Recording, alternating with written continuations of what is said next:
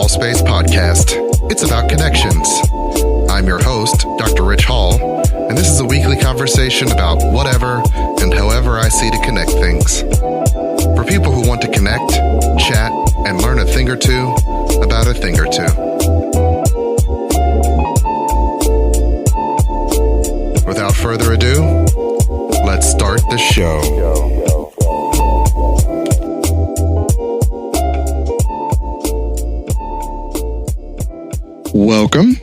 Welcome again to the Hall Space Podcast. I'm your host, Dr. Ritch Hall, and with me is my lovely and capable wife, Nicole Hall. Hey there.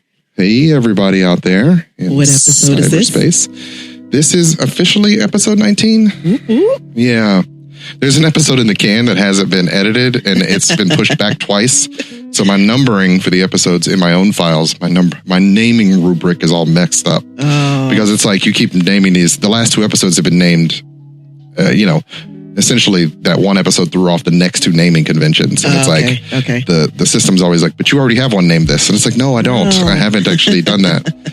And so I need to have that one extra episode that you got to get out there. Yes, the Hall and Hood. The Hall and Hood needs to be edited and released because it's slowly but surely also losing relevance because it was a post-election discussion, and now we're in a whole nother bizarre situation. Right. We're in a weird news cycle where if you don't get on top of stuff, like something else absurd will have happened, and you need to talk about it. Right, and that discussion is now completely moot. Like, oh, is that even useful now? Yeah. Because these topics have been exhausted by the way the news cycle's been coming out. And that's for news. That's for social media. That's for life. Yeah.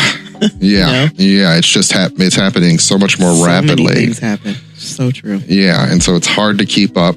And I'm actually, in this relationship, I know I'm the one who keeps up better than you do. Yes. I am definitely more into the social medias. You are. You are. Definitely are. Always have been, really. You have. I mean, you're always on the cusp of the new technologies, the new social medias, and you're always kind of included in that. And I'm not. Yeah. Listen, I had to work overnight, and I turned my phone off when I knew that it would be okay to actually turn my phone off. And I hadn't been on my phone all day, and it felt so good. I was like, I need to do this more. See, I've been in and out of my phone all day. I've done the opposite. I've been in and out of my phone all day. Listen, outside of the pulsing call from my boss at 4 a.m., I turned it off.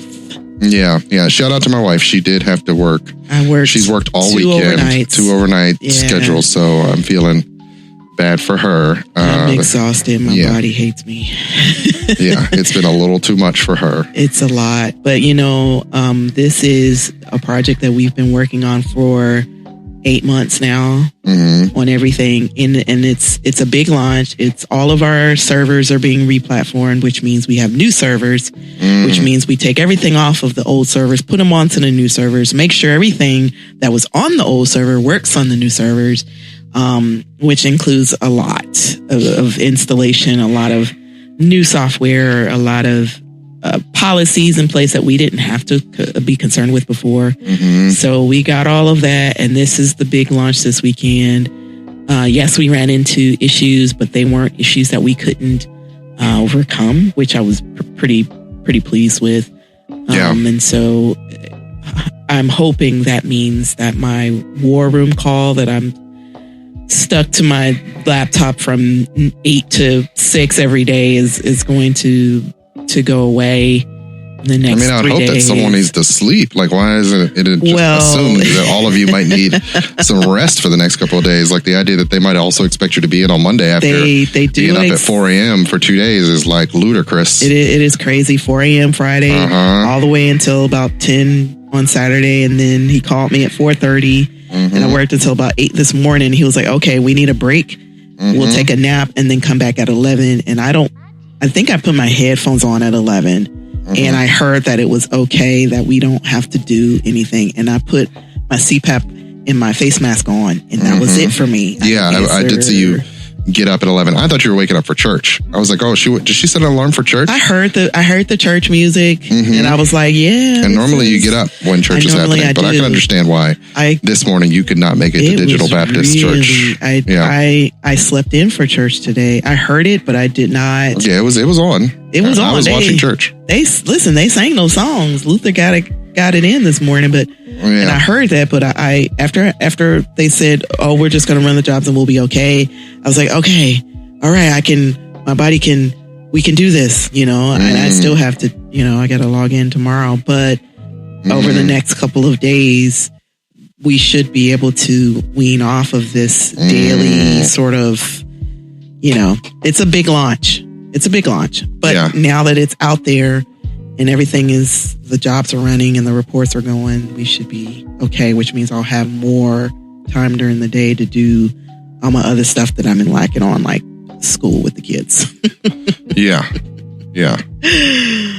Or cleaning the house or whatever else. Laundry, maybe? Laundry. We definitely need towels. So we are out of towels. We are out of towels. Mm-hmm. And I mean, some of that is because we need new towels as well, but yeah. It never stops. No, it does not. After this, I'm going to eat and I'm going to pass all the way out. And I hope I wake up for my morning call, but I don't know. Yeah. I'm not going to hold my breath that you're going to make it. Not a good sign. I normally don't have to work weekends like that, but it's tough times in these streets. Yeah. I went through this whole weekend without coffee, y'all. The whole weekend. I don't even drink like caffeine on the weekend. Oh, not a coffee person. I don't know if I've said that on the show, but I'm not a coffee person at all. Ever. I don't understand the taste of coffee, why people would ever imbibe it on a regular basis. I am a tea person. So I am, I don't know if you've noticed, but I'm a little sedity. In a variety of ways. You like fancy tea. Little bourgeois. You listen, when he says tea, he's not talking about Lipton. Right? No. I mean, under best circumstances, I have, a bunch of herbs that I put in a little pouch myself and steep it for the appropriate amount of time with a plate on top so that it holds in the steam. He steeps it for the number of minutes, and then he adds his cream and his sugar, or not sugar, excuse me. Yeah, it usually ends up being milk tea or with honey. Sometimes honey, depends on the type of tea. Depends on the type of tea. But it's, and if I could eat it at a certain time of day with cookies, I would. That's definitely a, establishment thing that I have adhered to. Now, here's what I'll say about your tea. I don't like tea. I don't like it. Yeah. I mean, as an institution, you're saying that I'm a coffee if given the opportunity, not going to choose tea under any circumstance. No. Even after all these years. But your tea is good. I will drink tea that you make because your tea is so fancy. Okay, it's by fancy. Do you mean delicious? It's delicious. Are you trying not to give it its dues? Because I feel like you're trying to avoid the fact that it is delectable tea. It is delectable with a capital D. And oftentimes, y'all, if he makes me tea and I'm sick, this is normally the time of year where I get really sick. Yeah. He'll make me a hot toddy, which means he'll put a little bit of booze in my tea. Yeah. Just to help clear the airways and whatnot. Which is, he knows how to get the right kind of whiskey. Like it's love. That's love. That's love. That's love. It's not. No. I think. Okay, so having a good bedside manner and all that, and being willing to take care of you, but I'm not going to say dosing you with alcohol is love. Okay, I guess you have to say that as a psychologist. As my husband, you know what kind of whiskey, you know how much to add so that I'm not like losing my mind over it, right? You put a little dash in my tea. Yeah. And some peppermint. And some peppermint and some creamer. And some lemon. It's a variety of things. The hot toddy is a variety of things. It's a whole thing. Clear the airways and help you feel a little bit better. But I'm talking about it being a hot toddy, which you don't even drink. So I don't drink alcohol. The proportions right. It's internet.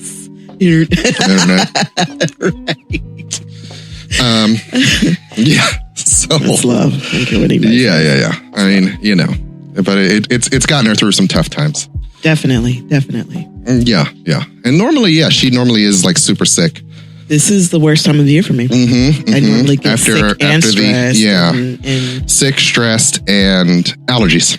Oh, yeah. Normally the downturn into the fall comes with a ton of allergies, and then she gets sick. And then as we talked about in last week's episode, the seasonal affective stuff kind of kicks in. Yeah. Oh, yeah. And makes stress makes my whole situation worse. And with the autoimmune disease, it just kind of beats her up. So she's usually pretty down by this point of the year. I would say this year, it being worse for me, as discussed in the last episode, I think in part, majorly because of COVID. Yeah. And how COVID takes up so much bandwidth, having to sort of be uncertain about the future. Yeah. Normally I kind of carry things a lot more during the month of November, but I feel like there was a lot of both of us, and with the additional, the kids' academics being our sole responsibility. Yeah. Like there was just a lot more on our plate right now. Definitely. And so it was a lot harder. Yeah. To manage a lot of that stuff, I will say. We're surviving. We're treading water. I set my dial at survive. Hey, are we going to thrive or are we going to survive? We're going to survive. I'm going to survive. Thrive, God bless us. I will plan to thrive later, but this is not a live in excess kind of thing for me. This is a please get Let's just get through the day. Lord. Let's just get through the day, get through the week. Yeah. And whatever it takes. And I've just been aiming. Let's get through the hour. I've been aiming for next week. So a lot of what I've been doing is, okay, next week you will have a bunch of time off. Right. And a holiday that comes with a little bit of stress as far as like making meals and things like that. But then you'll have just maybe get to that time. Open space of I'm off Tuesday, Wednesday, and I'm also off Friday. And then, I haven't lined up any clients for Saturday. The ones I did talk to, I told them like, hey, don't expect to hear from me. Right. I just in my head, like, okay. And then after that, my job kind of takes a downturn overall. Right. So I kind of know that I'll have a lot more space and time to just sort of relax and not feel like, ooh, that you're be afraid for the future, but also afraid for your day-to-day job responsibilities. Right. Because that's definitely been difficult. So for you, this time of year, prepping for COVID Thanksgiving is different. Yes, no. Yeah, and that's the subject of today's episode. I don't know if I said that at the beginning. No. But today we're going to talk about COVID Thanksgiving. Zoom's giving, everybody. Giving. We're all doing hopefully you're doing a Zoom's giving. Please do a Zoom's giving. It's been real for us with you having COVID, but it's gotten even more real. It's gotten even more real. There's a lot of people around me right now that have it. I think I know about 6 or 7 people. We know legit who currently have COVID. 7 people who are quarantining, have been in the hospital or are in the hospital right now. Yeah, a couple of people were hospitalized over the weekend. Yep. They've since been released. My aunt and uncle were hospitalized. Right. My aunt and uncle just got off of their quarantine. Yeah. They had the COVID. Her aunt and uncle, so on her side of the family. So my mom's side of the family. My side of the family. I had 2 people. She had Rich, 2 people. You had on your side of the family, exactly. Yeah, so both of our families have been affected.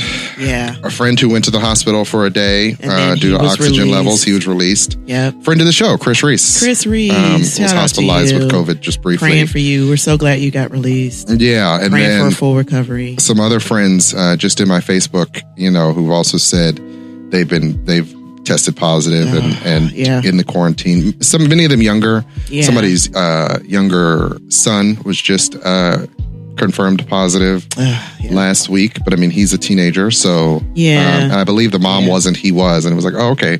So thankfully your mom wasn't, because the kids will be fine for the most part. Yeah. Not to say that there aren't kids who have immune system issues too. Yes, I mean Ra has asthma. Yeah.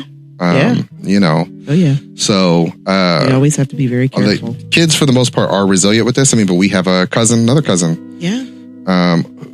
Gabby, who was hospitalized with it last week. So it is definitely affecting people. And as a result of that, we are definitely in a, be careful out there, be thoughtful out there. Yeah. And Thanksgiving's going to be different this year, no matter what. It should be. Like, even if you try and do a full-on Thanksgiving, it should be different. It's going to be different. It should be scaled down. It should definitely be scaled down. Here's what I'll say about that. Don't scale down the food, though. I mean, don't cook as much food, but cook. I feel like you're making a play for just make sure the good food's all at the table. But you don't need to make as much. Specifically to Bridget about the mac and cheese. You don't need to make as much. Yes. You don't have to make to my sister Bridget, who helps. We normally do like a potlucky Thanksgiving where different families bring different things, and you bring your thing, right? And so, right. And I'm trying to pass off a pork loin this year as opposed to making a whole ham. I think just because I like smoking a pork loin way more than I'd like smoking a ham. That last pork loin was so good. I make good pork loin. You make great pork loin. And so I'm hoping my family will allow that. I think they'll be okay with that because everybody. You never know. Here's the thing. Thanksgiving's one of those. I sent her a bunch of videos about moms being mad about grandmoms and moms being mad about changing the menu. Here's the thing. Don't be trying that stuff off the internet. Off the internet. You done messed up the mac and cheese. So I'm trying not to mess up. But I feel like a pork tenderloin is we don't always eat the ham. We always have way more ham than we need. Listen here. We had an agreement that everybody had trouble eating the ham because of its sodium content. Yeah, and because how ham is cured. Yeah, the curing of the ham elevates everybody's blood pressure. Right. That's how you know you're getting old. That's how you know we're all old. And I think we would be okay with a pork loin instead. Yeah, which is a little less salty. It's not. Yeah, we're gonna have turkey. Yeah. Yeah. But I mean, please have the rolls and the mac and cheese and the mashed potatoes. Yes, all the good foods will still be at the table. Yeah. And some people will be gathering. Just to talk about our tradition, we, as a family, I'm Ritch Hall. I'm the Hall family. I am one of. Both my parents have 10 to 11 siblings. Right. So there's the Hall family Thanksgiving. Yeah, the Hall family Thanksgiving. We do the Cincinnati Hall Thanksgiving, which traditionally has been, my mother, my sister's family, and myself. And my dad comes in. Sometimes my brother comes up. Sometimes he doesn't. And then dinner with just us. Yes, we do the dinner with just us on Thursday night. And then on Fridays, we would traditionally drive to West Virginia. And that's one of the reasons that Thanksgiving is such an important holiday, because it comes with a lot of time. It does. So that you can frequently, go visit because you have the time off anyway. Right. Typically, we would get that Friday off or take that Friday off. Everybody gets that Friday off. Yeah. So we're able to drive down to West Virginia. Usually, and West Virginia is like a 3-day event. Like they do another Thanksgiving on Friday with either my mom's family. Friday. No, fish fry is Saturday. Fish fry is Saturday. Okay, fish fry is Saturday. Yes. To do another Thanksgiving on Friday. So another Thanksgiving on Friday, and then we often go meet my dad's family. My dad's family always does Thanksgiving on Thanksgiving Day.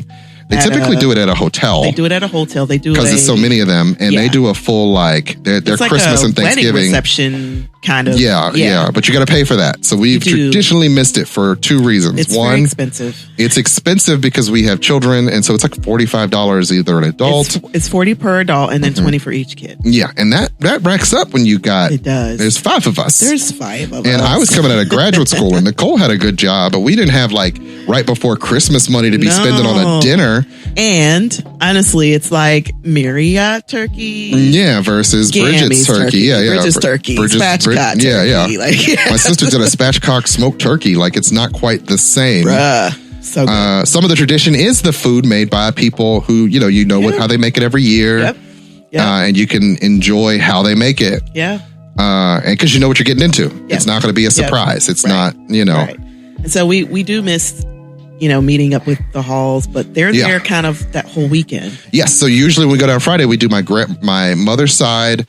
We do the dinner on Friday, then we go meet up with them either at the hotel where they're at or where they'll be at somebody's house and we hang out with them. Right. I mean, when I say, it feels weird thinking about it during COVID, but it's hundreds of people in my families. It is. So many cousins and, And what was always funny about, dating someone new, and not very many, Nicole was one of the only people who ever made it to West Virginia. Did anybody else ever make it to West Virginia? I don't know. I don't think so. Am I the only one? You might be the only one who made it to West Virginia. But it was always how does this new person entering into the family learn all these people's names? Because there are a lot of people. And I don't even know. I'm sorry, second and third cousins. I don't know most of your names individually. I'm very good at names. Yeah, and she's good at names. I'm not. I'm very good at names. I know all my aunts and uncles. I know their wives, and I know often their first children. But their children's children, grandchildren, I'm I can go a little lower, but yeah. And so, I know it had to be dizzying for her, and it was always it's a lot of people. You go from my little unit of me, my sister and brother and my mom and dad to suddenly hundreds of 8 people, and 9 aunts and uncles with my their face. spouses, their former spouses, their new spouses, their kids, their kids. And we all look like family.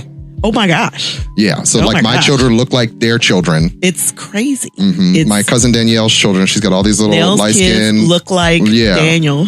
there is a template for light skin Hall female baby, because my sister's kids and my daughter look exactly alike. They look like triplets, except Victoria's a little taller. Mm-hmm. Yep, exactly. They definitely look like family. And then you go there and suddenly you're surrounded by even more kids that all look alike. right. And that's on both sides of my family. So like my cousin Kent's kids look like my kids. Not Timmy's kids, but TJ's kids. Yeah. Well, Timmy just had a kid. Timmy about to have a baby. Did he already have it? Did the baby come? Sure if he already had I remember there was a baby shower. There was a virtual baby shower. There was a virtual baby shower. I guess we sent a gift, thanks to Nicole, because I'm bad at remembering to do things like that. For their baby girl. Uh-huh. Yeah. I think they probably had her by now, but yeah. Maybe, as far as I don't know. I haven't checked on the internet. Honestly, this would have been a time to meet her. Yeah, we would have met. Often that's when people got to meet my children, because, you don't see them as much during the year, but Thanksgiving. This is the time to do that. And we would be able to sort of spend the weekend and we started getting hotels, which was unusual. It was, because... But also it meant that we could kind of get the kids by themselves, and the kids wouldn't like soil somebody else's, like you... Well, we used to go... Our first choice was always Granny's. Yes. Because Granny has a whole basement of 4 bedrooms. 4 bedrooms, and one of those is kind of like a big living room with a TV. Yeah. And we could go down there and not disrupt other people for the most part. Yeah. But the problem with my grandmother, this is my mother's mother, Granny, her basement, is that there's a premium on that space, because essentially I'm a grandson. Yeah. So Aunt Kathy, if she's in town, she's staying in that basement. She's staying in her room. If Jeff comes into town, Jeff's staying in what was his room. His room, yeah. So there, it's like Jeff's room is the best room. Jeff's room is the best. It's got the TV in it. It's got the TV. Yep. You can right next to the bathroom. It's right next to the bathroom. You get traces of Wi-Fi. He's got the bigger bed. He does. And Kathy's room is often the cave, because it's the deepest in with no windows. It's the best room to sleep in. Yes, there's no windows, and it's dark and quiet. So dark and quiet. Yeah, and once those lights go out, there's no light in there. When they were little, we used to be able to put the kids back there, and they would just sleep all night. Yeah. Oh man, it was great. But we started getting hotels because it was just a little easier in a way. A family of 5 to not have to negotiate. Because we kind of we would have to get to Granny before everybody else first. Of all, even if we got there before everybody, we're getting moved out. They'd be like, "These people are here now. You have to go. I hope you have another place to stay." I hope you have another place. And Kathy's often there the week before. Like Kathy comes down early. She's there now. Is she there now? She's there now because she set up. My grandmother had a tea party, virtual tea party, and I think that was Kathy, right? Was it Kathy or Carrie? Yeah. No, I thought it was. Is that Carrie? Sandra. Oh, that was Sandra. You're right. But Kathy's often there the week for a full week. Yeah, she's there. That's when she's. And so we would just get moved because we're I'm a grandson. Like in that hierarchy of the family, I don't get to stay in that room. Granny has 10 kids. They're there, and they're all at least 6 to 8 of them are in town. No, not 6 to 8. No, for Thanksgiving. I'm talking. Oh yeah. Thanksgiving is the time where the most of them come. Yes. But the majority of them are suddenly around, or not suddenly, but around for Thanksgiving. For that weekend at least. And then on my dad's side, Mom figured out there were 11 in total, and I thought there were only 10. But that's because I always forget Goebel, who lives in Texas somewhere. Mm-hmm. And so there'll be a Quizlet. They all come in. Yeah, jeez. I said I should do my genogram 4, just like have a discussion about who makes up the family. Y'all, I remember this stuff. I don't know. She has to remember all of them. I pause like, okay, so that person's also. Yeah. And so, so Thanksgiving is a big deal. It is a big deal. And it's our one time for us to see both sides of Richie's family. Yes. That's in West Virginia. Yeah. And prior to, my grandparents passing, we would go. We would do a Thanksgiving with them. We would do a Thanksgiving dinner with them because she liked to cook early. Yes, she cooked very early. So you were eating almost like a lunch, like a late lunch. You were eating like at 1 o'clock, 2 o'clock. Yeah. Which was great because then we'd have time. We would have time to go to your mom and dad's house. Yeah, I feel like one of the last times we did that was when Ra was like 1 or 2. Ra was a baby. He was 2 because he was crawling backwards. He was crawling backwards under the chair. Back when Ra he crawled backwards better than he crawled forward. Yeah. That was our last. So that was 9 years ago. That was our last Thanksgiving. Together as a family. Where everybody came. I took a bunch of pictures to my grandmother's house. All the aunts and uncles, most of them. They doted on baby Ra. And, it was nice. It was really nice. Yeah. It makes me a little sad because I'm realizing that was the last time. Yeah, you never know when the last time is going to be the last time. No, so do it. Yeah, get with people. We'll talk a little bit. COVID safe. In the second section, we'll talk a little bit about how you manage. You might have some beef with family. Families often have what is that even? A lot of stuff going on. We're talking about dinners with people and it's like, oh, this is going to be fun and we want to be. But what do you do? But not everybody has that. And even with family, you might have some residual, just you're holding on to stuff from a certain age and you can't remember, you can't always remember why. You just feel away. You just feel away. You just know you feel away about these people. What does that look like? What does that Thanksgiving dinner look like? What does that interaction look like when you come into town or when you come into the house for dinner? And, and we can get a lot caught up in that. We'll talk a little bit more about how you navigate that at the second half when I go into full Dr. Ritch mode. But I mean, for now, just recognizing that, we're going to miss being able to see all those people. And we definitely, in a time like this, you realize how much you took for granted just spending time with these people that you care about. A lot of times Natalie would host something. She was either hosting either the Thanksgiving or the secondary Thanksgiving. We were almost never in West Virginia for Thanksgiving Day because we did our small one here in the city, here in Cincinnati. We always talked about who's going in on Friday versus who's going in on Saturday. Yeah, and then Saturday, like we said, was the fish fry at my grandmother's house, which was another. It's just, basically, it's like a 3-4 day hangout with people. Right. And it's not like high tense, like the mornings are usually pretty relaxed, and then, into the evening, you're going to be hanging out. Yeah, somebody's going to have dinner or extra dinners, because what they would do is on Saturdays, with Natalie's new house, they would bring the food from Thanksgiving over that they had. Yeah, stuff that they had left over, leftover desserts and make extra food. And, and she's got, enough room for everybody to come over for the after party. And, right. And and there would be karaoke. Oh my God. A lot of people talking. So like my family's not we play board games or anything like that. No. We're just people sit in rooms and they're just any room you want to walk into. People are hanging out. The men are often sitting in lounge chairs by the TV, nodding off. And the girls are in the kitchen. And the women are in the kitchen, just catting it up. And then the older men are in the TV on the main floor or the downstairs floor.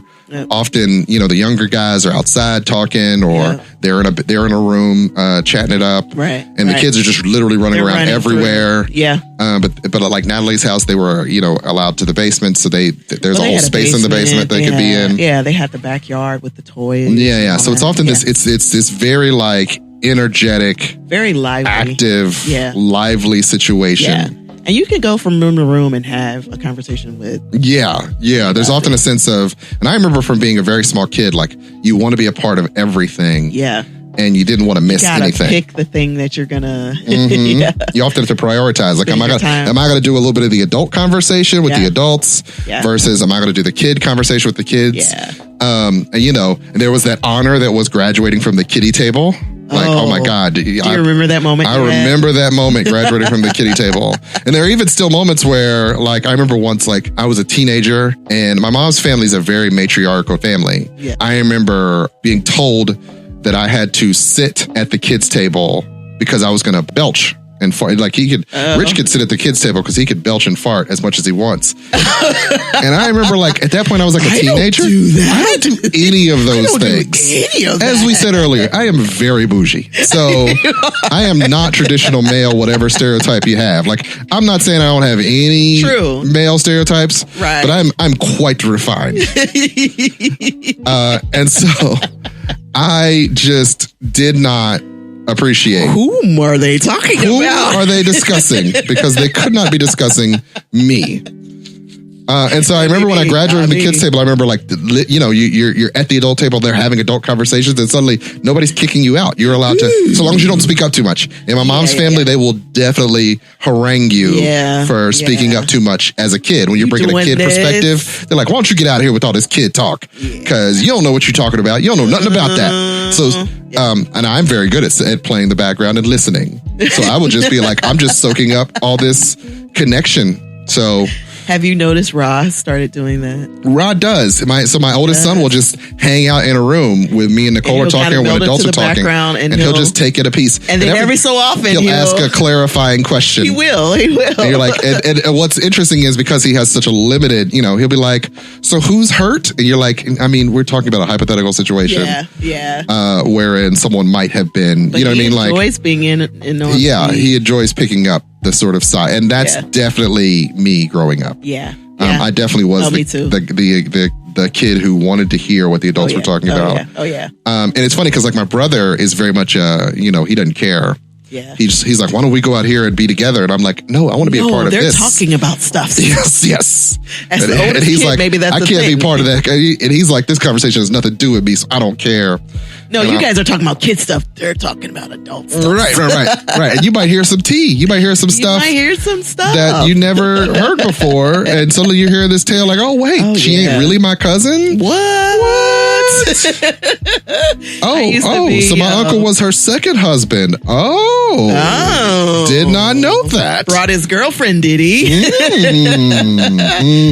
I was attached to my mom. I was her shadow. Yeah. Which is why it's fair that I have Victoria. Did you have a Victoria? You earned that? She is I earned that. I earned that. And so anytime my mom was a part of the adult conversation for Thanksgivings or Christmases or whatever, I'm like right next to her and they're like, what are you doing here? I'm here with my mother.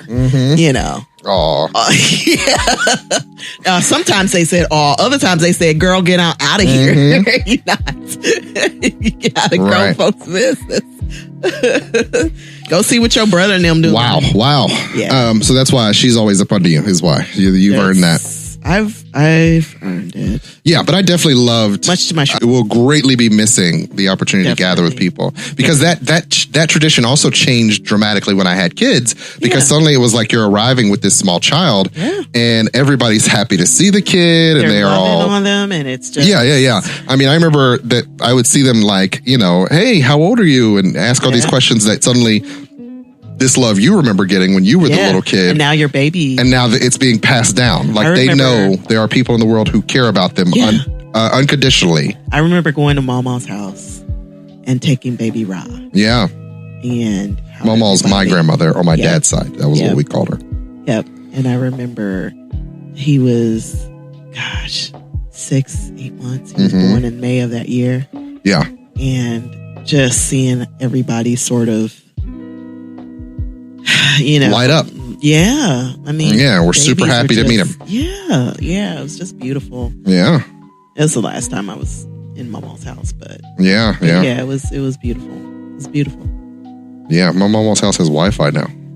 What? I don't even know if it's still in the family. I think they were talking about selling it. Wi-Fi too. Like my grandmother just got Wi-Fi. Like the 1 year we can't go was the final of the year. So my grandmother lives on a mountain in West Virginia that's like literally you step out front and it's surrounded by canopy, by trees and whatnot. Like there was a mountain I used to climb when we would be over there for Thanksgiving.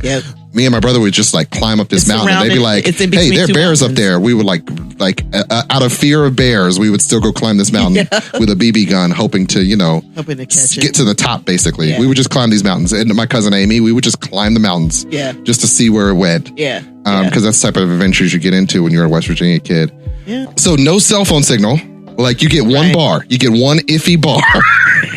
and when you're deep in the house, remember that room I said that's super dark? No cell phone signal back there. None, but Jeff's room. Right at the window. In the corner, right by the window. Phone to the right. Right. So often when you charge your phone at night, it would like was like right when you plugged it up, you would suddenly get all these messages that you hadn't been able to get because the extra power from your thing would make the boost the signal just a little bit. Or in the morning, you get all these signals because when you picked your phone up, it would be in the signal spot. Right. And or you have to go up on top of the hill. Yeah. Or you'd have to go to the porch towards Ivana's house. Right. Because she had Wi-Fi. My cousin lives right next door to my grandmother, and she has Wi-Fi. Yeah. And I have to remember I have it written down in every notebook. What is Giovanna's Wi-Fi you have code? Her Wi-Fi? Yep. I won't say it out loud on the podcast, but of course you won't. But every year it's like, so what's the Wi-Fi? But now my grandmother has Wi-Fi. She's been FaceTiming people. She has a cell phone now. Oh, yeah. We'll see how that goes. Yeah, but the 1 year that we could go, and use the Wi-Fi. And we can't stay with Granny. No, we don't stay with Granny. But even when you're there, not being able to have Wi-Fi was often a frustration because Richie without the internet makes him something. All work and no play makes Jack a dull boy. Yeah, no. Something. I need my internets if I'm gonna survive. You do. And so you literally did unplug when you went there. Like it was just hang out with my grandmother and have some conversation. I would just put my thing in the book bag. I'd have my books downloaded and Yeah. No, I was away from the world. It'd be great. Right. I've stepped up my game here at the podcast, so we now have a countdown clock that tells me when we've gone over. So we're going to take our halftime commercial break. We're going to pause for the cause, and we'll be right back. See you soon. So let me tell you about Anchor Podcast. It's the podcasting service that I use. Anchor.fm is the easiest way to make a podcast, and there are many different reasons why, but foremost is it's free. So you don't need to go out and buy a whole bunch of equipment. If you have a phone or a computer and a microphone, you can record and edit your podcast right on your phone or computer. So that's one major benefit, as well as the fact that they'll distribute your podcast to several different podcasting sites for you. Not only can your podcast be found on Anchor, it can also be found on Spotify, Apple Podcast, and Google Podcast as well. So you don't have to worry about going to all those different sites and setting yourself up. They'll do it for you. You can also make some money on your podcast. Say you have a podcast that only 5 people listen to on a regular basis. They don't limit you on how many subscribers you have to have in order to be able to make a little bit of change for your podcast to keep yourself going. So pretty much everything you need to start a podcast can be found at Anchor.fm. So go download the app either in the Google Play Store or the Apple App Store, or go to Anchor.fm to get started. And I guarantee you, it'll make things so much easier for you, like it has for me.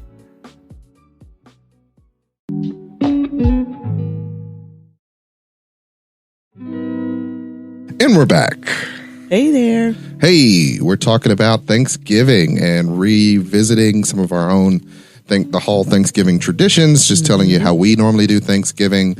And we're going to talk a little bit more about, some of our favorite Thanksgiving foods and what we like to bring, and then how we're going to plan around a COVID Thanksgiving. Right, which will be called Zooms. Zoomsgiving. How we're going to plan around Zoomsgiving. Hopefully you're having a Zoomsgiving so that you don't have to have an ICU Christmas. Right. So, And we are a traditional Black family, so we go with traditional Black foods. We do. No potato salad. We don't do? No. So when we do the whole Thanksgiving, like I tend to think of that as that's the Thanksgiving we prepare for. That is the Thanksgiving we prepare for. That's our immediate family. Yeah. Like I said, my mother and my sister and her family, as well as us and my kids. Right. And so I'm usually responsible for what? Mashed potatoes. Mashed potatoes. And I often would make an apple pie. Yep. And I was debating making one this year. I have the time, so I could just go ahead and do it. I was going to put that on the list for you. I told her we would definitely do the drinks and the mashed potatoes. Yeah, and I'm going to do Daddy Punch. There was just a thing on Facebook today about how people nobody don't do makes those punches anymore. The fruit punch. Fruit punch. Soda, sherbet, ginger ale. Yeah, ginger ale, fruit juice, and sherbet. Yes. And I'm going to tell you guys, I've been making that. We've been doing family night. It was movie night during the summer, but we haven't been watching movies as it got colder because we were doing it all outside. Now it's just kind of moved inside, and we do our socially distanced with our bubble. Whenever basically, it's just an excuse for our kids to all play together and have some socialization, and then us as adults to be able to have some adult conversation with each other. It's our COVID circle. That's who we party with. Yeah. And like I said, my mom, my sister. And so every week I've been making, when we host, the kids call it Daddy Punch now. Do they? But, and I've also been fudging the concoction to suit my palate. It's different. And so I've been playing around with sparkling grape juice as opposed to Canada Dry. Yeah. Which, a little bit more expensive sometimes, but it's got a different flavor, and it's basically like a seltzer water with, it's still sugary. It gives it the bubbles, which the kids like. Yes. They like the soda that's in it, whatever kind of soda. Yeah, like it's always a bottle of something. The last 4 to 5 times I've done it, a bottle of either white sparkling grape, rosé sparkling grape. I did use an apple cider version once. Yeah. And what was the other one? And I used a strawberry sparkling. Oh, you did strawberry last time. Yeah. And so I've been mixing. So I mixed that part up. I've been using an orange apple pineapple. Sometimes I add a little can of pineapple juice to it, just because orange apple pineapple is really good. Juice instead of just a regular fruit punch. Yeah. And then a pint of Kroger's orange sherbet. I was using Rainbow, but Rainbow didn't have a lot of flavor. But orange has a good citrusy. It's got a specific flavor that you can taste. You could taste it. So 1 pint of that inside of kids love it. It's a punch. It's not a punch bowl. It's actually one of those single, like you got the little tab on it. You lift it. Spigot on it. Spigot. That's what I'm looking for. Yep. And the kids love it. The kids get punch wasted. They get punch wasted. They enjoy it. They do. And so that's become my go-to. It's really good. And I don't know why. I just thought, we're going to all be gathering. We're going to be watching movies and stuff. Let me just make the kids some punch. Yeah. Than going out and buying a bunch of cans of soda. Yeah. Well, and you know what? We did the cans of soda like during the summers before, but we would do it for New Year's. Yeah. So we're like, we can get all these greenies together. It sit well. We could make it big enough for a lot of people. Yeah. And, And I want to do punch bowl. Our punch bowl's not my favorite thing in the world. But I agree. But it does the job. And I can't have a glass one because we carry it around to whenever we host at my mom's. I take it over there too. Yeah. So it has to be plastic and it needs to be sturdy. It needs to be durable. And I need a better spigot. All the spigots are plastic though. This is rich. Well, you know what grinds my gears? It's easier to find a punch bowl with a spigot, but all the spigots are plastic. When did we get rid of metal spigots? It's like it's just a matter of time before they break. You're going to have to go to the... Thanks, modern society. I'm willing to pay more. I'm definitely willing to pay more for a metal spigot. You need to go to that store in Kenwood Mall with all the kitchen appliances. Right. I need to go to a real store, but then it'll be glass. So I need like a plastic one with a metal spigot. Because I can't have glass because I will drop it and break it. Like I move it around way too much. Or one of the kids will break it. Trying to get extra punch. You're right. Yeah. They already make like a ton of messes trying to. But I thought about getting like one of the ones that's on a stand with a little thing in front of it. Like, I want to do it right. I want to do it right is what I'm saying. Definitely.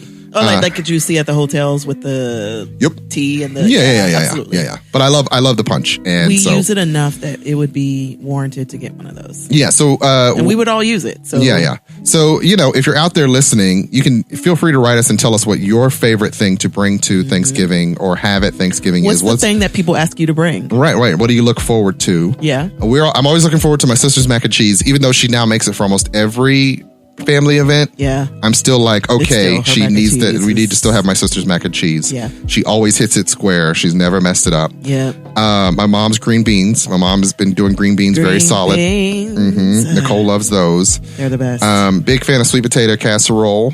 Yeah. They don't do it with my family doesn't do it with the marshmallows on top, but I don't need that. I'm fine with the crust. I don't really do the crust. The yams. Yeah, you're not a fan. But we're talking about what I like. You can feel free to chime in what you like. I like it enough for the both of us is what I'm saying. You like it? Is that what you're saying? More for me. We're talking about what I like. I don't. Right. I like Miss Pam's. Hers were good. Yeah. The sugary things, I'm not as She's more of a savory person. I'm definitely savory. So Bridget's dressing. Bridget, my sister, does some good dressing. Yeah. Dressing is and like I said, my sister does a smoked turkey that was usually the bomb. Yeah, she did like a spatchcock turkey. Yeah. Where she roasted it or smoked it. She smoked it. Yeah. So you like cut it in half and flatten it. And then you put it in the smoker. And it was delicious. So good. It was so good. But I did need to have my peppermint pills because the smoke and indigestion go hand in hand. Yeah, that was definitely a thing. That's how old you are. That's how old we are. So it's kind of basic as far as, what we like, and it's rolls, not a ton of food. Rolls, yes. Yeah. So my grandmother's yeast rolls, and I'm definitely lamenting not having those this year. Yeah. Because my grandmother made the best yeast rolls like pretty much all my life. Yep. She had kind of stopped making as many in the past few years because she is also getting older. Yeah. She's 80 this year. 80, no. Is she 87? I'm sorry, she just had her 90th birthday. That was this year. 90. So we both wrong. 90, right. 90. She had her 90th birthday. She'll be 91 next year. Yeah, because that she just ain't happened. Making 100,000 rolls no more. No. But she used to make so many rolls. God it was delicious. Her. It was great. Like, they were yeast rolls, so they rose. That you baked them. They were these huge, fluffy, soft, big as your hand, soft with a little bit of density in the middle. You eat them the next day. You could just get a slice of ham, drop one in the middle, and just eat that for a sandwich the next day. It was so amazing. Breakfast at Granny's after Thanksgiving was always great. Always great. Yeah. She'd make French toast, and you could eat some of the ham from yesterday. She'd fry that up, and she'd use like some of the pot liquor from stuff to make other things. It was just the eggs and everything. Oh yeah. And so one of the big things about my family is just the ubiquitous presence of food. There was always food around. Definitely. For family things. And so you'd wake up and there's food. There's food you'd be eating throughout the day, and just more conversations. People would like leave and go shopping, come back, and there's always something to do. Shopping for Black Friday, of course. And shopping for Black Friday. Oh my God, we didn't even get to Black Friday, but let's spend 5 minutes there. Lord. My mother was like a Black Friday fanatic. So she'd be like, if you want to get something for Christmas, you need to be out there at Black Friday standing in line. And so you'd be up at 4 a.m, waiting outside in the throng of people at a Walmart for the doors to open so that you can grab the thing that was on the Black Friday list. And I feel like we did that for a good 10 years. You did. You guys did. I got really excited when, they started moving to online, and I didn't have to wake up and be there at 6 a.m. I remember they started moving the time back, and we were hosting Thanksgiving. Yeah, because that was when they did a Thursday night. Mom left because she was like, I gotta go get. Right. We're like, we haven't even had dinner yet. We haven't even had dinner yet. We're hosting Thanksgiving in our house, and they're like, we'll be right back. We're just gonna get some and so we had to wait for them to go get stuff from the store and come back. Yeah, it's crazy. Yeah, and I was so glad when they stopped doing Thursday night sales. I mean, moved it back to Friday. We got over like a fat rat. Well, we got some nice things, I guess, but But it would always be frustrating because sometimes things would be cheaper, and sometimes it'd be like, no. I remember last week this was the same price, right? Or they'd have a few door deals, and then first 100 people would get, and then you'd show up looking for it, and nobody'd have the thing. It'd be gone, or it'd be and that was when I bought all those Zunes. Yeah. Ladies and gentlemen, I bought Zunes on Black Friday. I bought like 8 of them because they were it was what was it, like $50, I think? It was super cheap because the iPods had pretty much outsold them. They were on their way out, but it meant I got 32 gigs worth of music for that $50. So I bought blew way too much money on too many of them. I got everyone in my family one because of a Black Friday deal. And we all used them. We used them we got a good couple years out of them. Good 3 or 4 years out of them. They were unsupported. Some of them died. Some of them, I feel like, I genuinely lost mine. Bridget upgraded hers. Yeah, I genuinely lost mine. I had it. It was working. Everything was fine. And mine then died. It just disappeared from my life. And I remember being sad. This is also before kids, y'all. Yeah, this is all before children. We got Zunes for everybody. We're not talking about children. Yeah, I'd get the children. Here's the thing: my kids don't listen to music like that, so it wouldn't even matter. I'd get Daniel a Zune now. They have Kindles. They don't listen to music on them very much. They do not. Yeah, they're not big on music. No, I mean they like music. Daniel and Victoria like music. music. But for them to curate their own music in order to listen to it alone, not yet. Ra likes music if it's over a YouTube video. So he'll watch a bunch of different videos if it has his song, and he'll like rap the songs. He knows the words of the songs. Yes, he does. It's often hilarious. It's very hilarious to watch my son try to rap songs, contemporary rap songs. I love it, and you should see him when he doesn't think anybody's looking. It's so beautiful. He's fully in. He's all he immerses himself. It's so beautiful. Nice. He didn't know I was downstairs working, and he came down in the morning. It was early morning, and he's like rapping this song. And he's like, and I'm like, you know. He immediately becomes self-conscious if he knows you can see him. Right. You didn't alert him? I did not alert him. Look at you. Look at me. Letting him be in like seeing him in his element. Growth. Okay. Because I wanted to be like, look at you rapping, my baby. Right. Yeah. No. Now, if you tell Victoria to rap, she'll rap for you. Yeah, she will try to rap for you. She raps all the time. She sings. She does her own songs. She will perform. Yes. Basically. Yes. Daniel, I think, will also perform if he feels like it. At the drop of a dime. So, yeah. So for my side of the family, when we were first dating, the tradition was to go to my grandparents' house. And my grandparents had dinner very early. It was almost like a brunch. So, 2 o'clock, 3 o'clock in the afternoon, and she'd set out the china, and we got to sit at the, big kids table. I mean, the adult table. There was only a table. And I don't know if you remember, it would be just us with grandma and grandpa. And my mom. We had a couple of Thanksgivings, or that one Thanksgiving where, all my aunts and uncles came over. Typically, my one aunt is a nurse and my other aunt works a lot too. They're working or they're running marathons or whatever. So to get everybody together for Thanksgiving, was a little hard, but we would always be there for grandma's mashed potatoes. She made the most amazing mashed potatoes. She made the most amazing mashed potatoes. And we would have dinner there, and then we would go to your parents' house. And then for a few years there, we would go to my aunt and uncle's house for the after party, where you were allowed to eat and drink. That was when the imbibing would happen.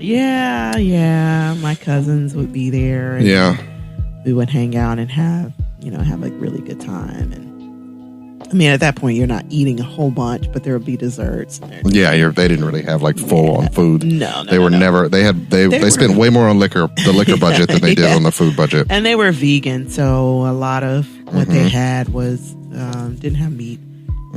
Rabbit food or dairy when we weren't going for their food, we knew they were but that was our tradition for a number of years when the kids were little, and then it sort of transformed into we also want to go to West Virginia, we also want to see dad's side of the family, we also want to we're at the age now where I remember your mom used to host it. And then it turned into Bridget hosting. Right. And that's interesting about the traditions shift and change over time. And this is just a new, this year is, you can't rely on all those old traditions. You have to find new ones, find new ways to fellowship and what works. And so, there have been some CDC guidelines on how you're supposed to celebrate. What do they say? They're basically saying avoid larger gatherings, so trying to keep it small. It's like 10 or less, right? Yeah, ideally. But they've been saying 10. But limit to and if you can, let people be 6 feet apart or less, or more at all times, and try not to have handshakes and hugs. So you got to give up on some of those aspects of fellowship. You try to be outdoors as much as possible. Try to wear masks when not eating or drinking. Don't be in poorly ventilated spaces, so make sure there is good airflow. They say just do it with the windows open if you can. Keeping either the air or heating on the whole time for the ventilation to be a thing. Trying to have either outdoor tents Tents big enough for people to distance from each other. Right. Which is great for those who have higher temperatures. Yeah. Right. Yeah. So like the Floridas and the Californias and the Arizonas and whatnot. Yeah. Avoid singing, shouting, especially indoors. We don't have the music too loud so people don't have to talk too loud over each other. Yeah, not blowing out candles and stuff, which was... Yeah. Wash your hands. Open with, everybody wash their hands a lot. Everyone bring their own supplies. So maybe, your own silverware or utensils, extra masks, having soap and hand sanitizer. Yeah. Limiting contact with services. Like I said, using no shared items. So once again, having your own, like if everybody has their own plasticware or things. So you're not sharing. And maybe like individually bagging them probably would be a good idea. Individually bag, like, so rather than leaving all the silverware out on the table, give everybody individually bagged, plasticware. Right. So the idea of like using communal plates and things like that. Just, try to avoid that as much as possible. Which is indicative of what Thanksgivings have always been before. Right. One big plate of things and everybody sort of picks off of that same plate. So you almost want to prepackage everybody's dinner then. Right. I mean, honestly, if you want to be able to see your people and you want to do it safely, if you prepackage everybody's plate with what they want with their own silverware, then you could still do it. Safely, yeah. Just have one person, wearing a mask while distributing the food, all of the wearing food. Gloves, exactly. They say, here's the thing I didn't think about, like touchless garbage cans or using gloves to remove garbage bags and handling, disposing, washing, and make sure you wash your hands after you remove the garbage. Like you know that, but also don't think about it. Say that. I mean, that's always whenever I take the garbage out, which I hate doing. I have my bleach wipes. So I take the garbage out and then I wipe the garbage can lid and everything around it. And then I wash my hands because it's garbage.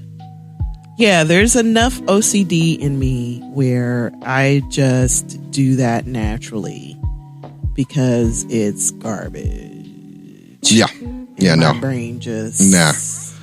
They also say treat pets as you would any other family member. So not letting pets interact with people from outside the home, because you could pick it up from a pet. Like if someone were to breathe on a pet and then you say pet that pet.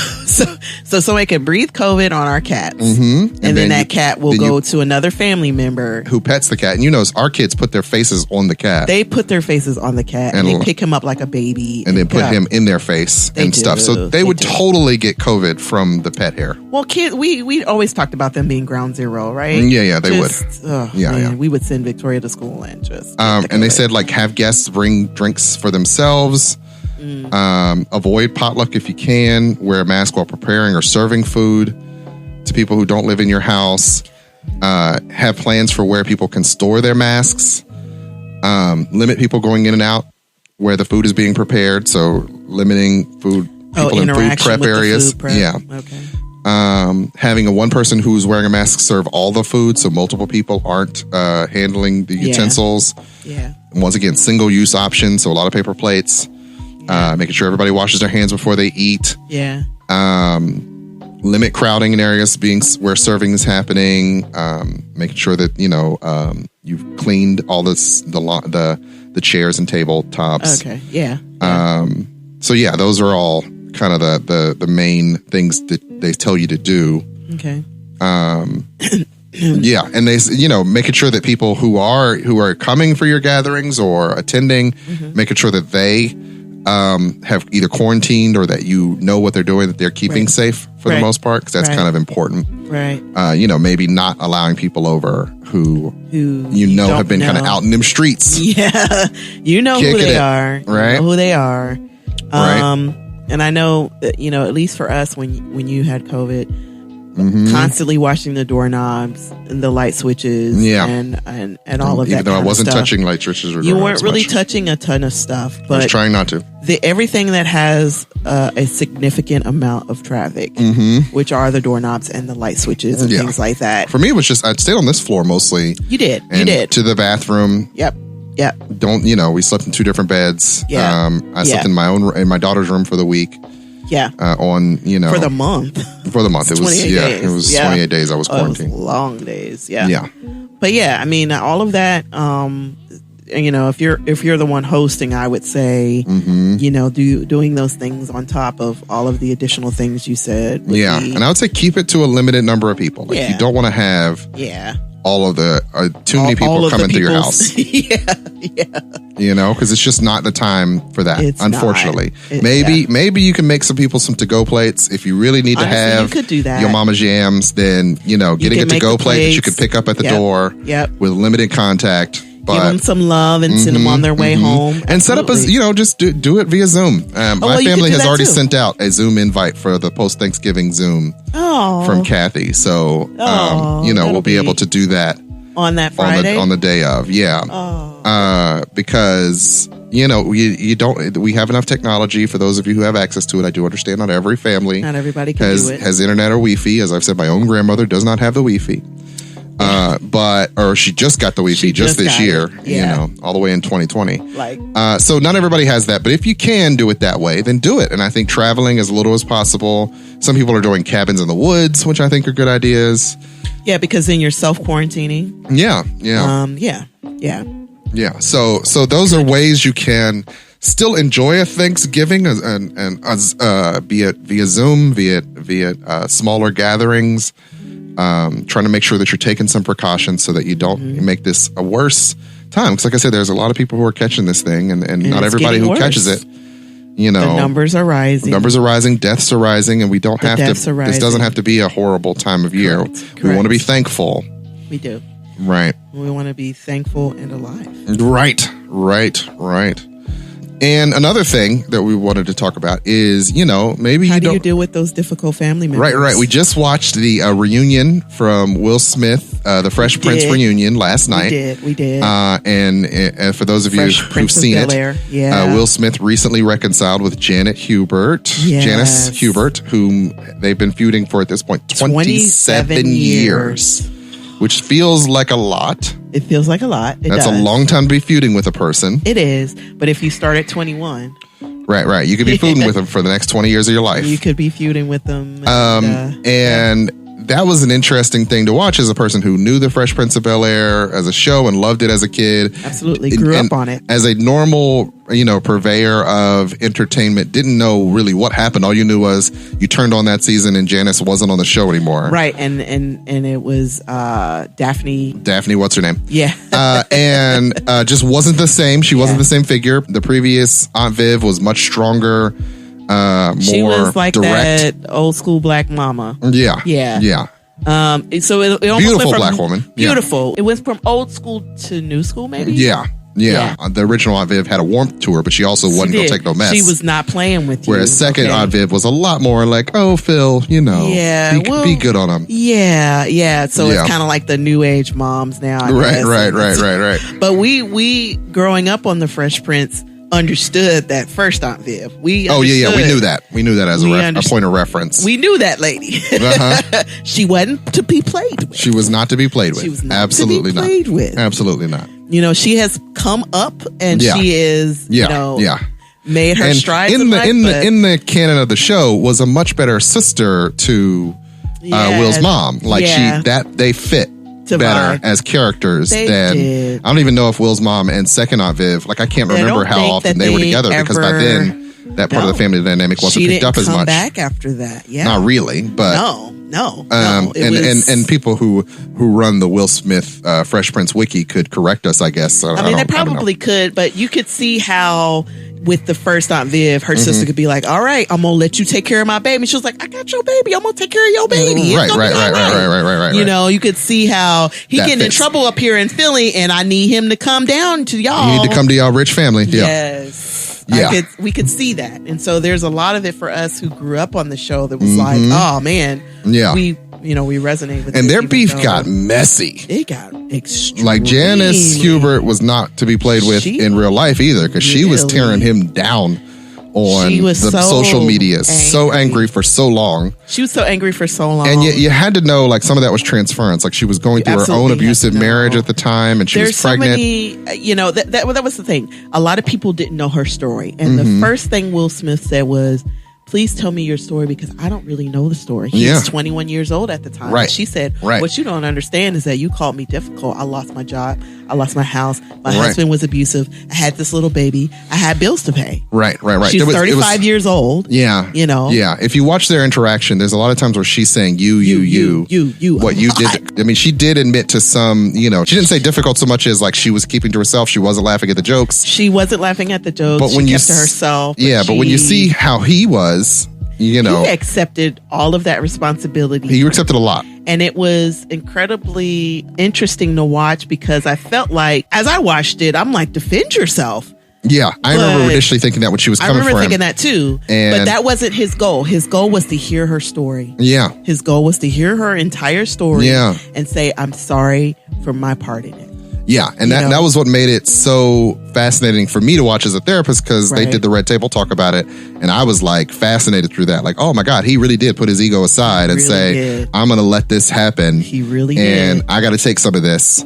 And it's because really some hard. of it might be on me, even if that was me 20 years ago. Even though it was me 20 that was years me 30 ago, years ago. And I didn't know I was even doing it at the time. Yeah, and I didn't have any insight into who I was as a person. Right. So I was probably a jerk back then. So what do you know at 21? What do you know at 21? Which on the other side is like she's 34, he's 21. And you're expecting a lot from this 21-year-old. You're expecting, and you probably, it's likely that she had some level of, she's this highly trained Juilliard actress, and this little punk rapper gets this opportunity out of nowhere, right? And now she's got to even have to audition, and she's got to adhere to him. Making jokes and being on 10 all the time. She felt like Cowtown was unnecessary. Or just not who she was going to be. And unfortunately, it led to her being axed from the show. It did. Which is very unfortunate. But I did appreciate, that was a really good, examination of maybe how you reconcile with someone when y'all got beef. It is. Because you know what? I feel like maybe he's moved so far past it that he's like, I'll take responsibility for my behavior that the behavior that I exhibited as a 21-year-old. And the recognition that he had power that he didn't think he had before. He absolutely didn't think he had that power. He was just sort of living the best life. Yeah. And he came from his own sort of a broken home. Right. And so, he's always projected this, I'm a nice guy. Yeah. Everyone should love me thing. But he had his own, he admitted in that, he had his own, dragon. He had the part of him that would bite your head off if he felt like you were hurting him. Yeah. And which, who doesn't have that defensive side? Right. And because he had amassed a certain amount of power throughout that process, it was like, there would be consequences when you came at someone, for real. Particularly where, he admitted he felt threatened. It displayed a lot of vulnerability that I'm like, wow, that's impressive to watch. It was incredible. And to be willing to do. It's been interesting to people who've been like, I don't trust it because he's an actor. But it's like, even if it's just an actor, that's a really deep take. That's not your typical, I said some things, she said some things, I'm sorry for the things I said. No. To examine how this applies to your childhood. Oh, yeah. That's real. That's real. I lived in a household where my dad was kind of messed up and they would fight. And to stop the fighting, I learned to be funny. Right. To keep the peace. And now I'm still playing that out. Yep. I see myself still playing out that childhood. I've transposed it onto this TV family and now I'm trying to get them. And it's always interesting in those situations where a dynamic plays out like that. It's often somebody can trigger you in a certain way that will bring out the worst in you. And it sounded like Janice Hubert brought out. Hadn't looked at. Yeah, things he hadn't examined about himself. He needed a mother's approval. When he couldn't get it, he lashed out like a kid would. Right. But he had enough power as a child. And often in a parent-child dynamic, you don't want the kid to have too much power because they don't know what to do with it. Kids will lash out. And if they are allowed to sort of see things through, they're almost always going to make some sort of mistake that they can't correct because they're children. They shouldn't have a certain amount of power. And so because he put himself in that place. He's a 21-year-old superstar. Right. Who had control over her career, whether he knew it or not. Control over that aspect of her career. Because he also wasn't the machine that was the Fresh Prince of Bel-Air. No. He was just the guy who they gave the keys to that kingdom. Influence. He had influence. And influence is power, but he can't get a person blackballed in Hollywood, but he can start the seeds that grow into a person getting blackballed. Right. I mean, and if the person doubles down on that rhetoric, then they're going to be facing some blackballing. I think that was my biggest issue was like, ma'am, you do have to take responsibility. Like he could have said you were difficult and everybody else that had interactions with you could have said, I never experienced her that way. Yeah. But that's not what happened. Yeah. Right? Yeah. And so there's got to be something said for you taking responsibility. But I believe that Red Table Talk was for him. Yeah. Not necessarily for her to deal with her stuff. No, it wasn't. He was, I believe he was dealing with kind of his part of it. Mm-hmm. He listened to everything that she had to say and he absorbed it and he said he was sorry, which I absolutely believe is the way that you help to heal another person. Mm-hmm. But I also believe for her, she needs to look at all that has happened to her and realize that she's also a common denominator. Do her own work. Yeah. She's got to do her own work. Yeah. As my therapist once said to me way back in the day, wonderful man by the name of Aldo Franchi said, he's great. He is great. Great man. He said, there are things that happen and there are things that happen to you. And the grist for the mill is, why do you react to the things that happen to you the way that you do? Right. Because it's those reactions that can help to perpetuate certain patterns. Right. Because it's often the thing triggers a certain aspect of you that you might not have seen coming. And if you don't learn about yourself, you're going to continue to behave in the way you do and perpetuate certain patterns. You're going to continue to react the same way. And so you need to learn, the true level of growth is when something happens and you react differently than you would have reacted before. Right. And so defensiveness is often ego. And so we have to learn how to sort of put that ego aside. Yeah. In thinking about, even if you are traveling or you have a small bubble, you might be spending some of your Thanksgiving with people whom you've had some beef with in the past. Yeah. A lot of times family will trigger you. They will. One of the key things in those moments, a lot of times we do what's called antiquing, and that's technically another thing that I got from Aldo Franchi, who had some really good gems. But he talks about how sometimes we will look through the past of all these things that have happened in our relationship. So you're in one moment, but you're bringing up 30 other moments that happened in the past. Right. And when you're antiquing, you're triggered. That little kid in you is feeling the pain of you're not looking helplessness, at the hopelessness, and just bringing up all the times where it felt helpless and hopeless. Right. And you're not in the moment itself. And so sometimes you need to sort of make sure that you have a game plan that is, I'm not going to live or dwell in the past. Now, that doesn't mean forgetting or forgiving everything a person has ever done. That just means only acknowledging the moment at hand. Yes. And dealing with it as such. Yes. Right? And you might feel like the person hasn't apologized or hasn't reconciled with you. And that might be a conversation to have. But right now we're talking about just like doing a Thanksgiving event. And honestly, they may not even know that they did anything wrong in to you. 1988. Right. Hurt your feelings. Often a lot of, hurts that we have, they're child level hurts. They are. And so we don't even know that the adult who did that to us, not to say that, adults can't be toxic or abusive. Right. But sometimes as a kid, your feelings just get hurt in ways that it's because you're powerless. Yeah. Because you feel helpless that you find yourself feeling so hurt by what's happened. And so we need to be kind of aware that they may not have an awareness and that it's on you to deal with the hurt. Right. Way more than it is for them to ever acknowledge it because they're another person. You can't control what their response will be, but you can control you. Right. You can deal with how you're going to process the hurt and the pain. You can deal with how you react to it. And whether or not you choose to let it go. Right. And whether you have that conversation at a later date and time. Yeah.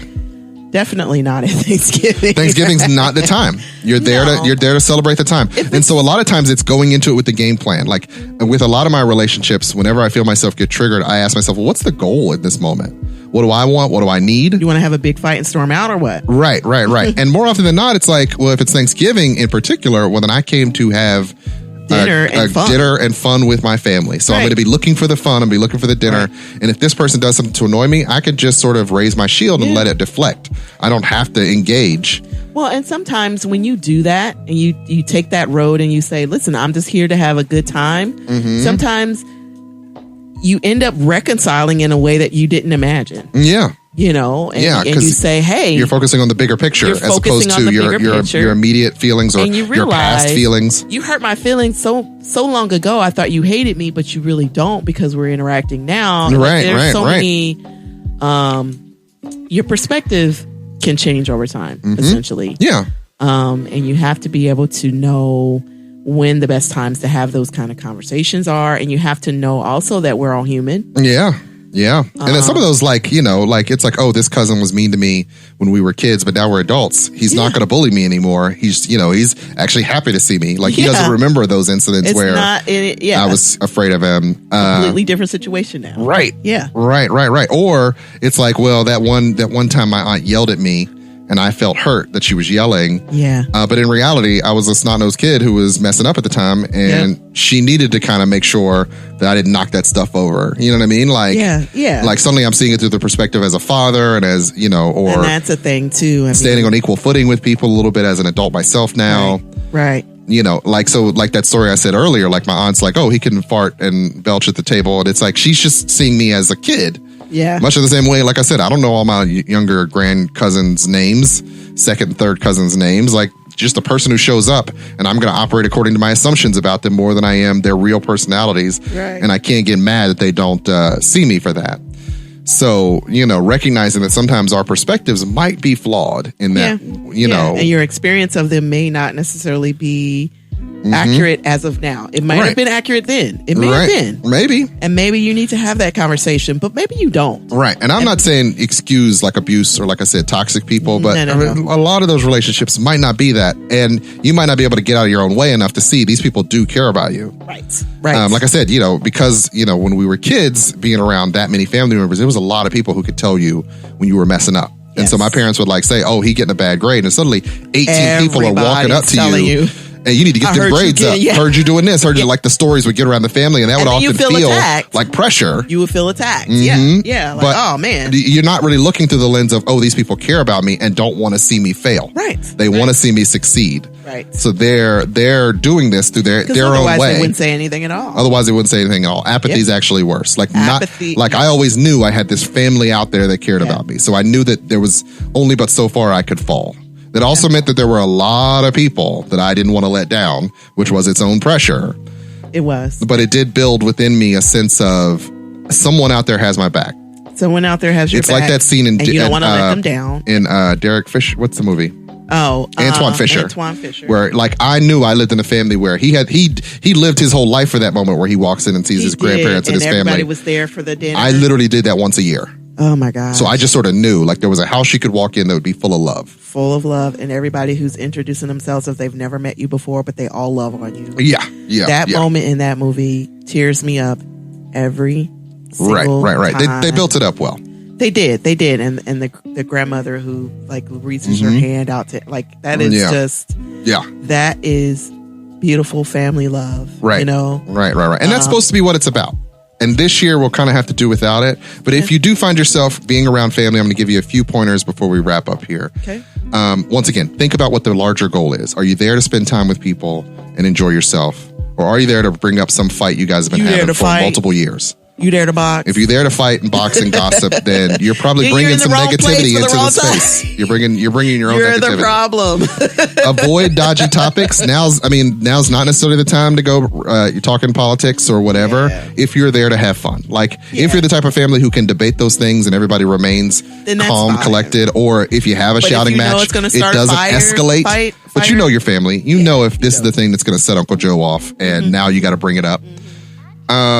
Making sure that you have a role in the traditions, you know, as you get older. I mean, we're talking from the lens of a 40-year-old, but, you know, it's if you're a part of building this thing, if your family will let you, not every family does it. It's like only Big Mama can make the potato salad because you can put raisins in it. If you can get a part of that, a chunk of that. Yeah, what's a piece you can bring to it to make you feel like you're a part of the proceedings, which means, you know, you feel like you're contributing. Yeah. And like I said, not every family lets you do that. But if they do, and they welcome your contribution of some kind, even if it's like, can I set up the table? Can I move the chairs? Whatever it is you can do, often will help you sort of stay engaged. Participate. Expectations around perfection. And particularly this year, like I've said over and over again, we are just trying to survive. So some of what we're doing is not necessarily expecting everything to go perfect. There is no perfect this year. It's impossible. Yeah. The bandwidth of your brain is being taken up by COVID. Right, and so the goal is fun and fellowship. As much as you can get. Fun, food, and fellowship. And whatever it looks like, it looks like. It can't be perfect. Yep. It's not going to be like last year, and that's okay. And so, you know, when you're looking for the fun, also be looking for reasons to be grateful. Maybe this is really a good year to recalibrate around what you're thankful for. Yeah. What do you want to keep in your life? What do you maybe need to reject because of all that's going on? You might not have the space or the time or the energy for it. So how can you maintain? And I always say to my, you know, I work with a lot of 20-somethings who might be going home and feel like there's a lot of pressure from their family. Yeah. maintain your connections to the people outside. You can Zoom friends and family who are not there at your gathering. If you have a supportive base, keep in touch with them. Keep in touch with them throughout. They'll keep you grounded. Right. And they can help. And then, or set up look, I'm going to my family's for dinner, but can I call you after? Yeah. Even if I'm getting home at 11 because I need to process what just happened with my family. It's going to be a rough Thanksgiving. Can you please be there for Send me? up a flare to your friends. And then when you get some time to yourself, give them a call, Zoom them, and let some of that out if they can do it. If they're available and can be there for you. And like maybe you can't do it that night, but maybe we can talk tomorrow. Maybe we'll spend some time tomorrow talking about how crazy my family was. Because never underestimate how important it is to process events after. Just sit with someone and just talk through what just happened. Especially if you think you're going to have a hard time. Yeah. Yeah. There are a lot of students going home for Thanksgiving, and they know that they're going to have a difficult time. Yep. Especially with the political climate and things like that. Yes. All of that is it's important to keep your supportive base. Your outside circle of supportive people. Because you don't get to choose your family, but you do get to choose your friends. You do. There's a lot of things family can do to you that you would never allow anyone else to do or to especially do repeatedly. But you can choose whether or not you have other people in your life that can support you, be there for you. And for those people that are there to hold you up, those are the people that you lean on. Right. Right. And so, as we think about this holiday and how it's going and what to expect, I just encourage everybody out there to, fellowship as you can. Use these non-traditional, maybe asynchronous ways, sending people text messages, being on group chats, Zooming the Thanksgiving this year. You can still enjoy good food. Maybe it's your year if you can't go anywhere. To try and make, try to replicate your grandmother's mashed potatoes, or time to practice. There's a part of me that wants to try yeast rolls this year. Like maybe I should try and make those one of the days that I'm at home. Try them and see how it goes. Yeah, it could be fun. Yeah. And our heart do go out to those people who are going to be more lonely this year because they can't make it to gatherings and events. Because they've lost people. Or because they've lost people. There's a lot of people who are suffering in the nation today. Yeah. And that's very unfortunate. Our hearts are with you. But our hearts are with you. Our prayers are with you. And we're really thinking about you. But with that, we're going to wrap up this episode, the COVID Zooms giving.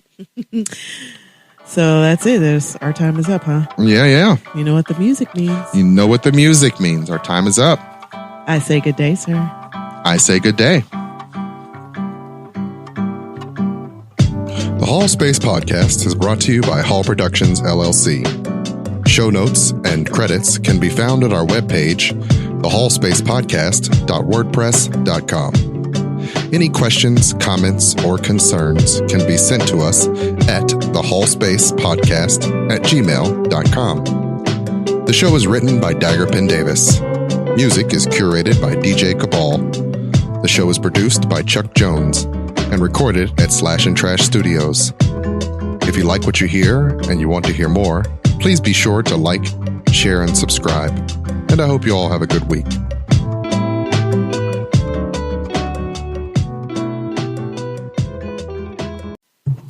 And now, another edition of House Hall Theater.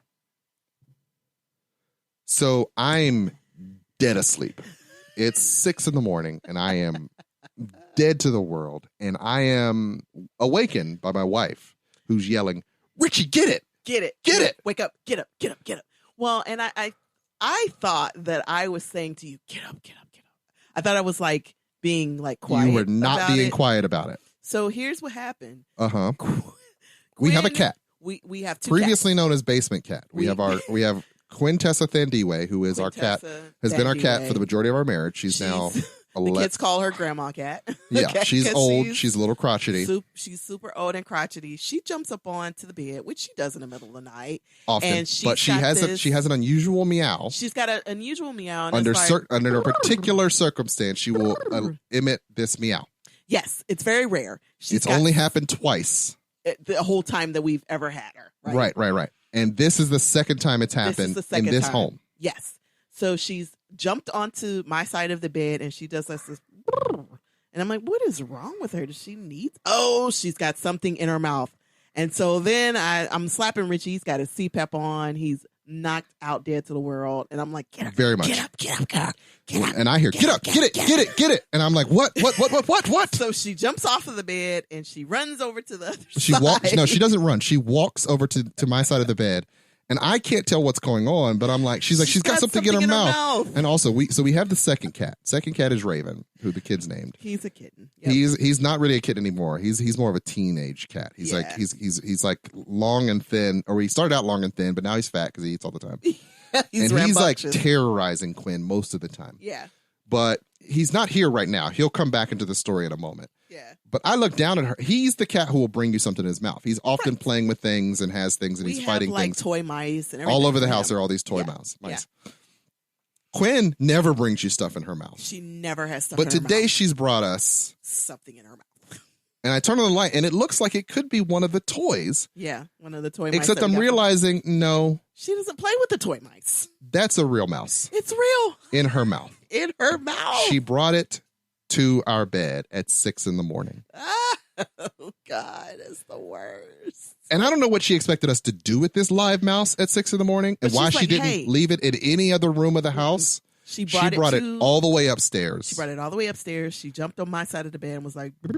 Yeah. And I mean, I'll tell you that occasionally we get mice. I have traps. I have poison. Like I'm doing all the things to keep mice out of the house. Where they're getting in from, but it's. And I paid the guy $60 to come and do that, but all he did was the same thing. That you would he do. Just put poison all over the house. It was like, well, they'll eat it and die. And then he left, and it was like, if you want me to come back and pay me $100 next time, and I'm like, why would I do that? I can buy $20 worth of poison and just put it all over my house. Right. So I put poison in the ceiling in the basement so that the mice will eat it. Right. And the cats stay away from it because they don't go into the ceiling in the basement. Part of the reason we got a second cat was because Quinn, we're like, she don't catch nothing. She don't really catch mice. She plays with them. But she doesn't really catch them. But she's not killing them and doing her job. She does not murder them, which I want you to murder. Like if you're in my house, you have a job, and that is to murder this cat. That is your job as the cat. So we got Raven as a kitten, and that's his job. And so she's on your side of the bed, and she's got this mouse, and I'm like, oh my God. Right. And then she goes downstairs. And so I'm up now, an hour before, like 2 hours before I need to wake up for work. Of course. I'm up, and I'm going downstairs thinking that she's got a dead mouse. She does not. In her mouth. Nope. But I get downstairs, and I see her darting around the ottoman. Trying to catch him. And I'm like, oh, shit. And I'm like, I yell up, that mouse is still alive. Oh my gosh. So you go back upstairs and you're like, we're going to close him out and she's going to catch him. Yeah, we're just going to close her out of the bedroom. Right. And so I'm like, oh, no. This is Raven's job. And so my wife goes and gets the other cat who's sleeping in the boys' room. He's sleeping in the boys' room and he comes out like, hey guys, what's going on? I'm like, oh, you going downstairs. You got a job, son. Right. And so I go down the stairs and I carry him down and like this mouse is like jumping in between the shoes and stuff. I'm like, oh my God. And so I throw him down like, go get it.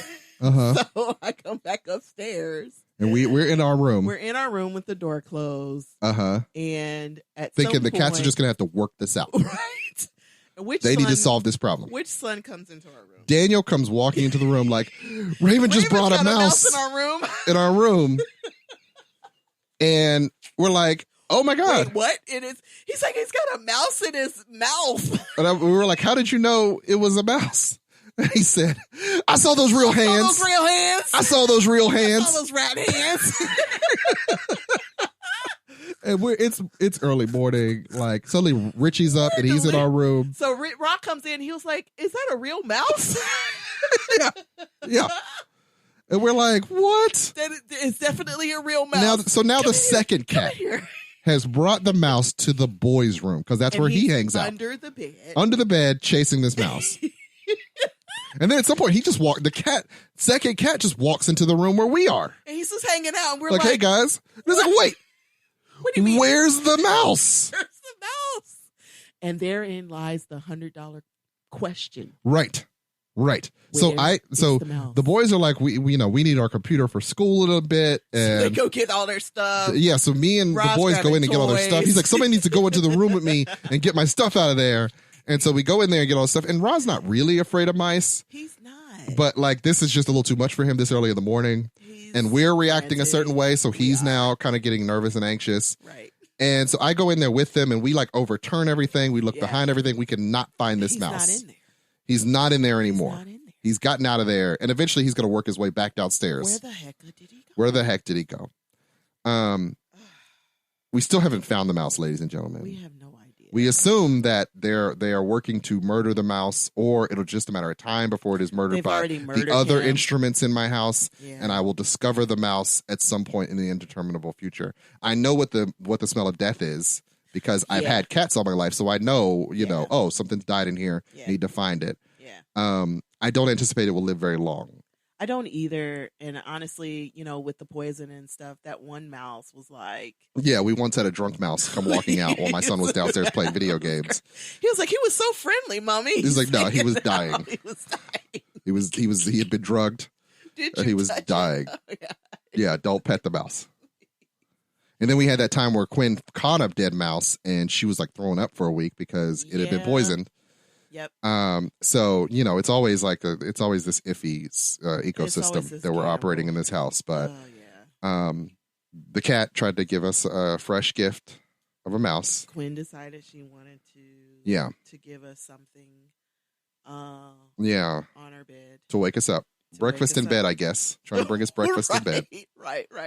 And then Raven brought it to our children because we didn't want it. Right, because his gift was to them. Yeah, and now because none of us really wanted the mouse, they've refused to bring it back. Yep. Which I'm okay with, but just tell me where the body is so I can dispose of it. Tell me where the body is so we can put it in the garbage and throw them out. Right. We got to teach these cats how to do their job, man. We do, because if you're going to live in this house rent free, you gotta is to do your job. Mice. Catch the critters. Make sure that I don't see critters. Exactly. And if I see them, let them be dead. I will revere you. Kill them for that. Your job. Yeah. Yeah. Yep.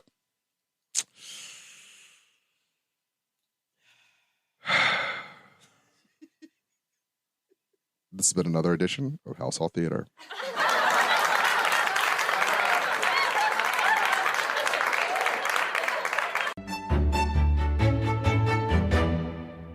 House Hall. We rise brilliantly.